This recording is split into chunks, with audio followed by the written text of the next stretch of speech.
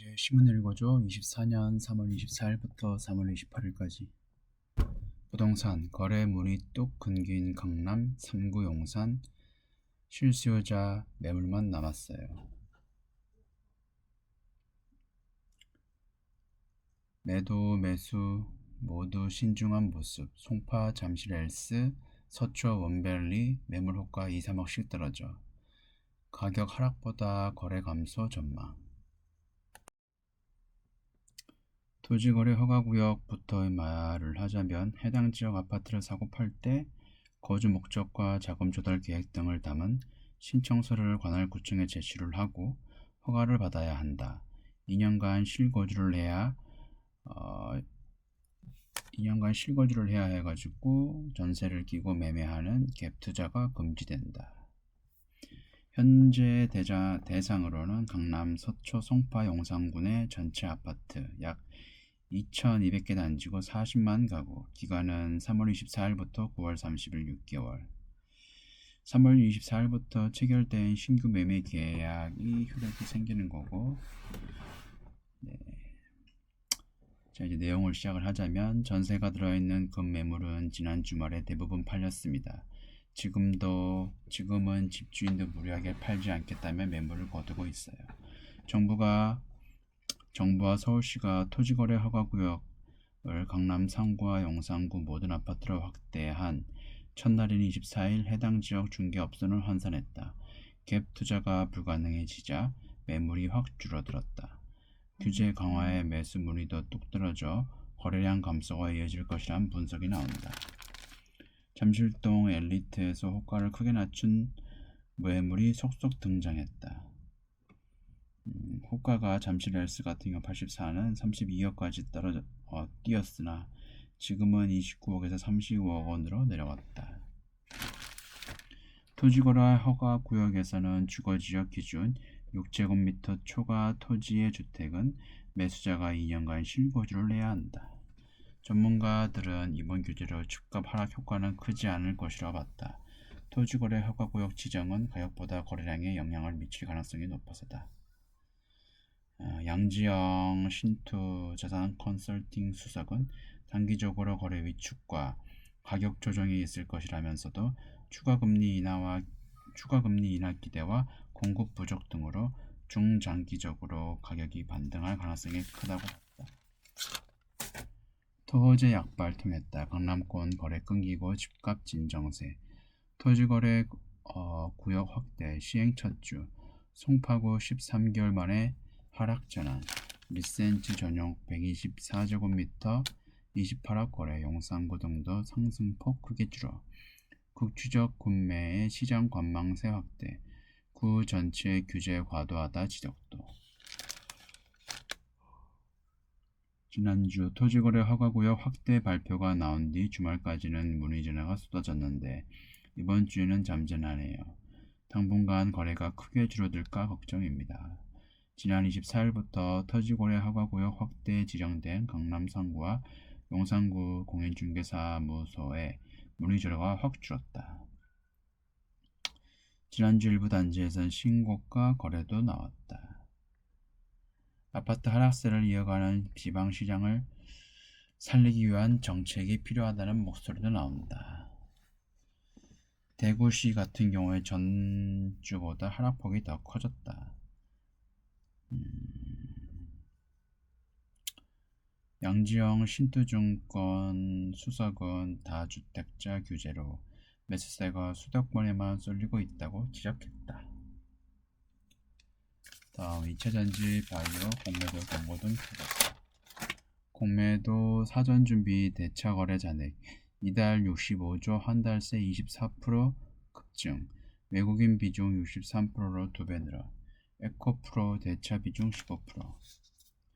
포스코 푸치엠 유한 양행도 높아. 오는 31일 공매도 전면 재개를 앞두고 증시 대차거래 잔액이 빠르게 늘어나고 있다. 공매도 전 주식을 빌리는 작업인 대차거래의 증가 속도를 비춰볼 때 공매도 재개의 영향이 적지 않을 것이란 전망이 나온다. 특히 시가총액 대비 대차거래 잔액 비중이 큰 2차 전지와 바이오 업종은 변동성 위험에 유의해야 한다는 지적이 제기된다. 외국인의 대차 거래 또한 증가했다. 저평가 대형주 위주의 투자가 유리. 2차 전지와 바이오 등 업종엔 비상이 걸렸다. 밸류에이션이 상대적으로 높은 데다 대차 거래 잔액 규모도 시총 대비 크기 때문이다. 키움증권이 최근 한 달간 대차 거래 잔액 비중이 0.5%포인트 이상 늘어난 시가총액 5천억 원 이상 종목을 분석한 결과 상위 6개 종목 모두 2차 전지와 바이오였다. 당분간 저평가된 대형 가치주 위주의 투자가 유리할 것이라는 게 증권업계의 대체적인 시각이다. 다음 환율 경중 1470원 돌파. 당분간 원화 약세. 다시 불안해진 환율. 6거래일 연속 상승. 외환 당국 개입 1460원대 방어. 기관 개인 해외 투자로 달러 수요. 윤 탄핵 심판 지연 등 불안 거죠. 단기적으로는 1490원 될 수도. 원달러 환율이 50일 만에 장중 1470원대를 돌파했다. 윤석열 대통령의 탄핵 심판 선고가 지연되면서 정치 불확실성이 고조되는 가운데 달러 강세에 따른 글로벌 안전자산 선호 등으로 원화 약세 흐름이 지속되고 있다는 분석이다. 25일 서울 외환시장에서 원달러 환율은 전날보다 1원 50전 오른 1469원에 주간 거래를 마쳤다. 시장은 윤 탄핵 선고를 미뤄지는 데 대한 정치적 불확실성이 원화 가치를 끌어내리고 있다고 분석했다. 전문가들은 윤 대통령 탄핵 등 정치적 불확실성이 해소된 뒤에도 환율이 빠른 속도로 내려올 가능성이 크지 않다고 보고 있다. 우리은행은 원달러 환율이 2분기 1410원, 3분기 1390원으로 내렸다가 4분기 1430원으로 반등할 것으로 예상했다. NH투자증권은 1분기 1430원에서 4분기 1360원으로 점진적으로 하락할 것으로 전망했다. 다음 매매 환차익 챙기자. 브라질 국채 투자 러시. 10년물 수익률 15% 돌파. 목마른 투자자의 오아시스. 14%대 기준금리 정점 시그널. 하락된 채권 가격 올라 차익 기대. 헤알와 가치도 뛰어 보너스 효과. 올해 국내에서만 243억 원 사들여. 작년 말 이후 브라질 헤알화 가치가 빠르게 반등하면서 브라질 국채로 글로벌 투자자들의 관심이 쏠리고 있다. 높은 이자 수익은 물론 환차익과 자본 차익까지 기대되면서 트럼프발 관세 리스크에 흔들리는 투자자들의 오아시스가 되고 있다는 분석이다.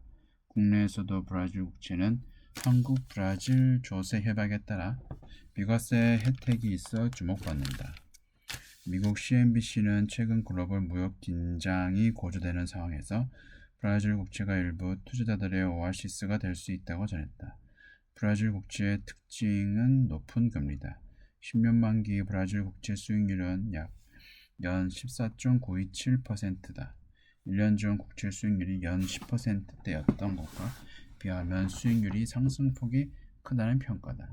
국채 수익률의 상승은 브라질 기준 금리 인상이 지속되고 있기 때문이다.